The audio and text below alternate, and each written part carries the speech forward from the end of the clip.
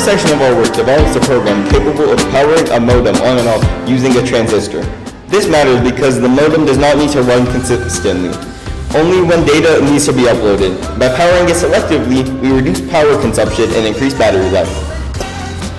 To power the Beehive sustainably, the system uses a solar panel. However, in testing, the panel kept failing due to wind, rain, or even mild vibrations. This made outdoor deployment unsafe. To fix this, we added a recycled plastic bracket to secure the panel. This bracket stabilizes the solar panel and prevents it from slipping, ensuring the power system remains reliable in outdoor conditions.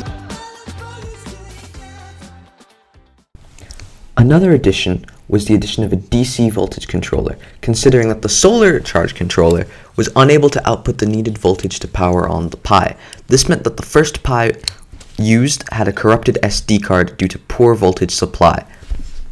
Along with several other features, the final Beehive also includes a new and improved authentication flow, based on Google Sheets. This uses a service account rather than the user account being used previously, meaning we do not need to refresh tokens constantly, as with the previous Beehive.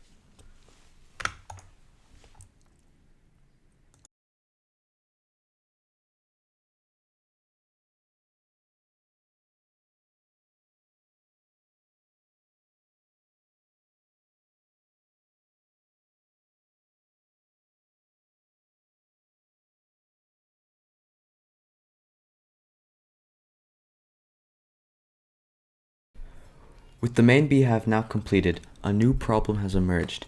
The sensors and components used in that Beehive cannot be replicated to any other Beehive. To solve this, I have created an idea to develop a portable and scalable sensory package. This package contains various sensors, including the ones already in the Beehive. It is meant to address the fundamental issue of providing beekeepers with reliable data about their beehives. The initial inquiry has also revealed that most Kenyan beehives in rural areas are barrel-shaped and suspended from trees rather than squares. This means that weight measurements cannot be taken with a typical load cell. Instead, several new methods have been devised. 1. Tension could be measured. 2. Weight measurements could be foregoed entirely in the sensory package. 3. An initial measurement can be taken on the ground by the farmer themselves. Or 4. An incredibly complex suspension mechanism could be created to hoist the beehive up and measure its weight. The majority of the overall creation process focuses on addressing this issue. It was decided that measuring tension would be the most effective use of both time and resources. This is done simply by adding a load cell bracket through which threads can be threaded through. The load cell is then placed in between the hive and the tree and measures the tension exerted on it by the hive. Considering this is an ongoing project, the load cell bracket is all that has been completed.